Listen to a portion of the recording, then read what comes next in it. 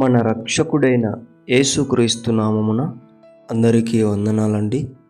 ఈరోజు దేవుని మాటలు యోహాను రాసిన మొదటి పత్రిక 2వ అధ్యాయము 9వ వచనం.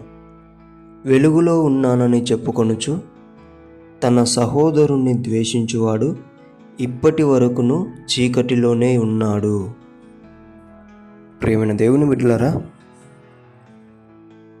దేవుని మందిరానికి వెళ్తూ దేవుణ్ణి చక్కగా ఆరాధిస్తూ నేను వెలుగులో నడుస్తున్నాను, నేను దేవునిలో నడుస్తున్నాను అని చెప్పుకొనుచు మన సొంత ఇంట్లో ఉంటున్నటువంటి మన అన్నను, మన తమ్ముణ్ణి, మన అక్కను, చెల్లిని మనం ద్వేషించాము అంటే మనం వెలుగులో లేము, మనం దేవునిలో లేము, మనం చీకటిలో ఉన్నామని బైబిల్ చెప్తుంది. దేవుని బిడ్డ, సాతాను సంబంధిగా మనం ఉన్నామని బైబిల్ చెప్తుంది. దేవుని బిడ్డ, కాబట్టి మన ప్రవర్తన మార్చుకుందాం.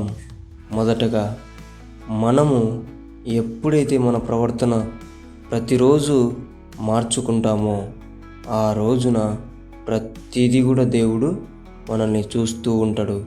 ఆయన మనల్ని వెలుగులో నడిపిస్తాడు. ఆమేన్. దేవుడి మాటలను దీవించునుగాక. ప్రార్థించుకుందాం. దేవా, మీకు వందనాలు, స్తోత్రాలయ్యా.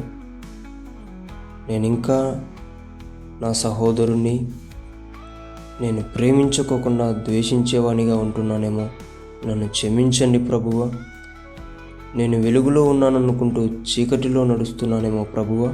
నా మార్గాన్ని సరిచేసి నన్ను వెలుగులో నడిపించమని యేసు నామములో ప్రార్థిస్తున్నాం తండ్రి. ఆమేన్.